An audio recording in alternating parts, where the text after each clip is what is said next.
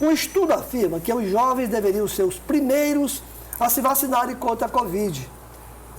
Mas, no Brasil, a prioridade é para os idosos. A vacinação contra a Covid começar no Brasil, os grupos considerados de risco vão receber as primeiras doses. Assim, idosos, portadores de doenças crônicas e funcionários da área da saúde estão no topo dessa lista. Tudo porque é urgente diminuir o número de mortes. A capacidade dessa doença matar as pessoas que têm mais de 70 anos é muito grande.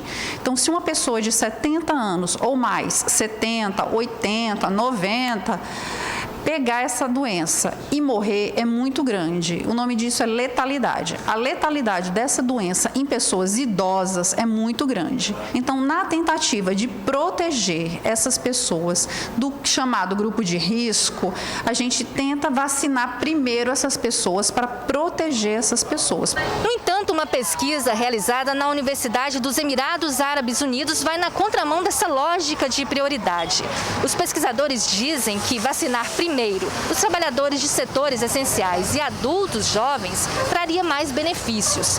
Isso porque os jovens saem mais para trabalhar e frequentam lugares mais aglomerados, como bares e restaurantes, se tornando assim os principais transmissores do vírus. Mas especialistas brasileiros questionam os resultados desse estudo.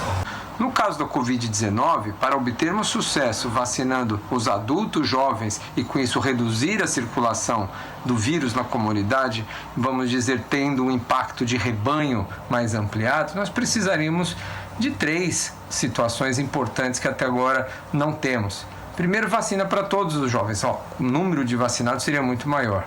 Adultos jovens. Segundo, ter vacinas que sejam capazes não só de prevenir a doença em quem recebe, mas prevenir também a infecção e, consequentemente, a transmissão.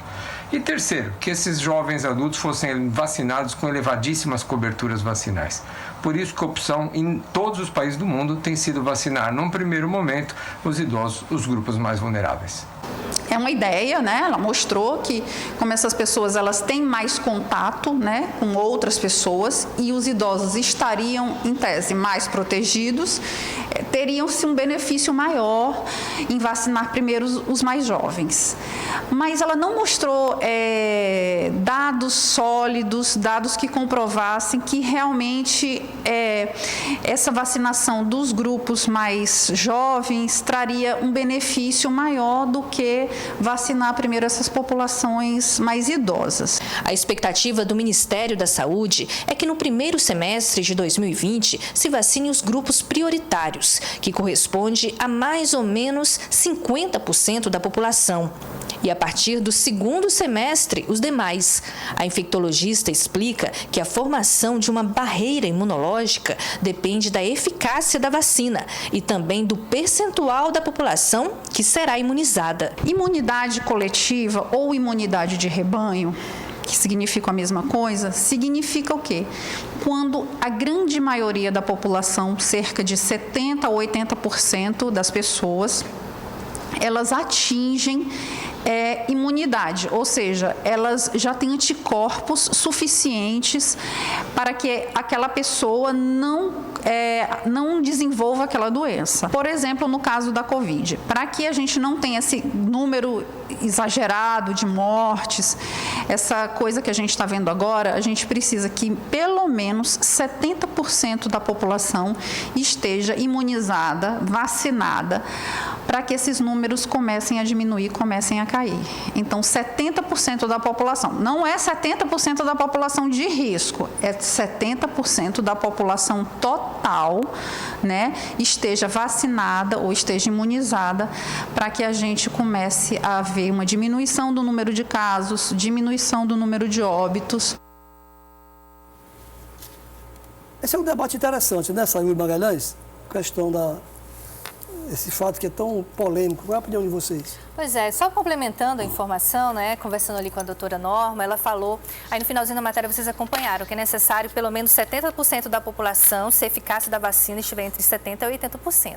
Mas se a eficácia da vacina for em torno de 50%, como estão ventilando aí algumas vacinas de alguns laboratórios, 100% da população tem que ser imunizada para que haja essa imunidade coletiva. Situação bem complicada, né? Então a gente tem que ter aí uma política nacional de imunização para garantir que a maioria, ou não, ou então 100% a depender da vacina que vai ser utilizada aqui no Brasil, a maioria da população seja imunizada. É isso mesmo, galera?